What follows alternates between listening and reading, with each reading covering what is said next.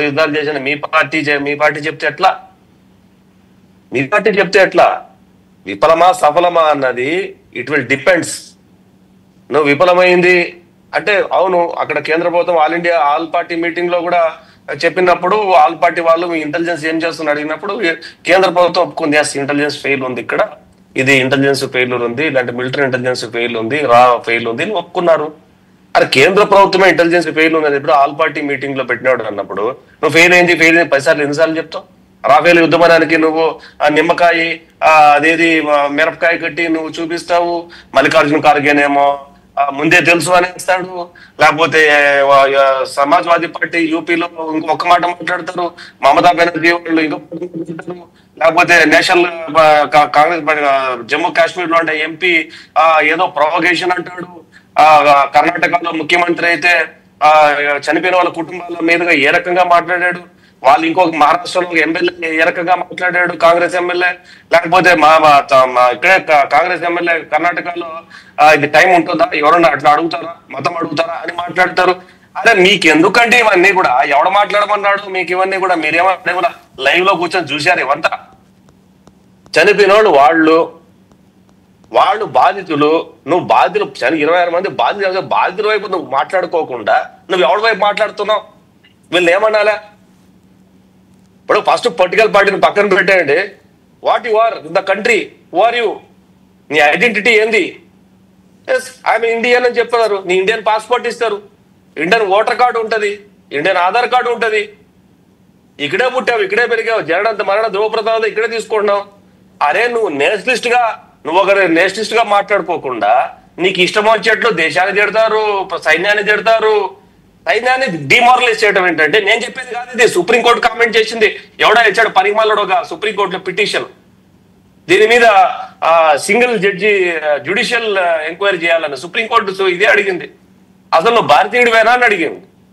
నీకు తెలీదా ఏ టైంలో ఎట్లా స్పందించాలో తెలియదా నీకు అని అడిగింది సుప్రీంకోర్టు. లేదు తర్వాత మాట మార్చి విద్యార్థుల కోసం వచ్చాడు, విద్యార్థుల కోసం అయితే నువ్వు హైకోర్టుకి వెళ్ళు అని చెప్పింది. అంటే వీళ్ళు ఏమనాలంటారు, మనం ఏమనాలి వీళ్ళని? అంటే వీళ్ళని ఏం చేయాలి ఇలాంటి వాళ్ళందరినీ కూడా? ఓకే, అంటే ఇవన్నీ ఏంటంటే ఈ నేషనలిజం అనేది ఏదైతే జాతీయవాదం లేనటువంటి వ్యక్తులతో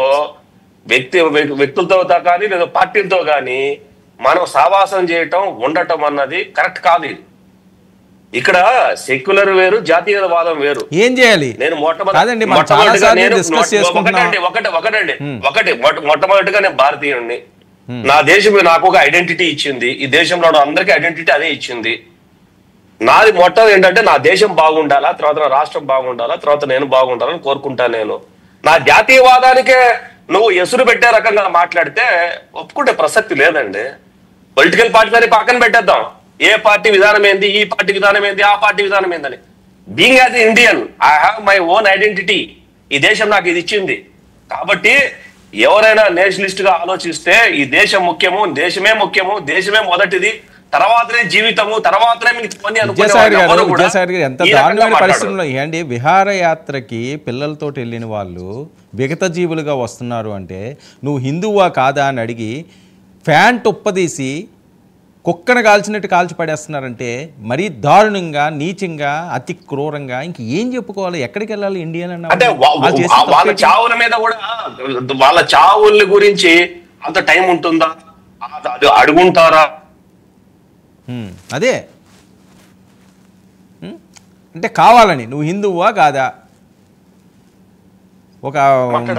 ఒక మహిళ వెళ్ళి ఏమిటి మా భర్తను చంపేశారు, నేను ఇంకేం బతుకుతాను, నన్ను చంపేయండి అంటే వెళ్ళి మోడీకి చెప్పుకో. అతి దారుణంగా మోడీ చెప్పుకోదు. దాంట్లో ముఖ్యమైన చెప్పిన మాట ఏంటంటే మీ మగవాళ్ళను చంపుతాం, మిమ్మల్ని ఉంచుకుంటాం, మీ మగవాళ్ళను చంపుతాం, మిమ్మల్ని ఉంచుకుంటాం ఆడవాళ్ళని. ఇది ఒక ఉగ్రవాది చెప్పినటువంటి మాట ఒక మహిళతో. అంటే మన బ్లడ్ బాయిల్ కాదండి ఇవన్నీ వినేటప్పుడు. అంటే వీటికన్నిటికీ డిఫరెంట్ గా ఏదైతే బాధితులపై నిలబడాల్సిన వ్యక్తులు, బాధితులపై నిలబడాల్సినటువంటి పార్టీలు అంటే ఈ రకంగా మాట్లాడితే వాళ్ళు ఏమంటారా? మనం సూడో సెక్యులరిస్ట్ అనాలా, లేకపోతే సెక్యులర్ వాదులు నెత్తి మీద పెట్టుకోవాలా? అంటే what kind of secularism you are following? Which kind of secularism you are following? Parameshwar గారు నేను వీటన్నిటిలో అన్నిటికన్నా దుఃఖించాల్సింది ఏంటంటే అండి, ఒక పీడితురాలు ఇట్లా జరిగింది నాతోని అని చెప్తే మనము దేశం అంతా మనం ఆ పీడితురాలు నమ్మేది పోయి ఆ టెర్రరిస్ట్ సైడ్ తీసుకుని వాళ్ళు టెర్రరిస్ట్ ఇట్లా అడుగుంటాడా అట్లా అడుగుంటాడా అని క్వశ్చన్ చేస్తున్నాం కదా. చూడండి, that is the saddest part అంటే that is where your priorities, మీ ప్రయారిటీస్ ఏంటనేది చాలా క్లియర్గా తెలిసిపోతుంది. మీకు ఏమైనా కూడా దేశం నాశనం అయిపోయినా కూడా మీకు మాత్రం మీ పొలిటికల్, మీ లోకల్, మీ పొలిటికల్, మీ పార్టీసన్ రిక్వైర్మెంట్స్ మీకు ఇంపార్టెంట్ అని తెలుస్తుంది. చాలా మంది స్టేట్మెంట్స్ ఇచ్చారు, వాళ్ళు ఎవరు లీడర్స్, ఎంత ఇంపార్టెంట్ లీడర్స్ అనేది వేరే విషయము. అన్ఫార్చునేట్లీ వాళ్ళకి మీడియా ఫుటేజ్ దొరుకుతుంది. That is the problem and that is where national morale అనేది ఎఫెక్ట్ అవుతుందండి. None of these political leaders, నేను ఆర్మీలో 22 years సర్వ్ చేశాను, 6 ఏళ్ళు వ్యాలీలో కూడా సర్వ్ చేశాను, 5.5 ఏళ్ళు చైనీస్ ఫ్రంట్ మీద కూడా సర్వ్ చేశాను. None of these political leaders are big enough to dent army's morale. I know మీకు కొన్ని ఇన్సల్టింగ్ అనిపిస్తుంది. ఈ political leaders are not. Sir ఒక నిమిషం సార్, ఫినిష్ మీకు సపోర్టింగ్ గా ఒక వర్డ్ చెప్తాను నేను, మీకు సపోర్టింగ్ గా ఒక వర్డ్ చెప్తాను. How Indian people, how Indian nations, దేశంలో ఉన్న ప్రజలు ఎంత ఉడికిపోతున్నారంటే, ఎవరైతే బాధితురాలు ఉందో ఆ బాధితురాలు స్టేట్మెంట్ ఇచ్చింది ఒక 4 రోజుల క్రితం. ఏమని, వాళ్ళని కాశ్మీరీస్ ని ఏమనకండి, చంపిన వాళ్ళు మాత్రమే చూసుకోండి అన్న స్టేట్మెంట్ ఇస్తే, ఆవిడ మీద కూడా ఈ దేశ ప్రజలు తిరగబడి ట్రోల్ చేశారు, బెంగాలీ మహిళ. ఎందుకంటే ఆమెకు జరిగిన దాని మీదే దేశం ఆమె క్షమించండి అంటే ఒప్పుకోవటం లేదు దేశం ఒప్పుకోవటం లేదండి.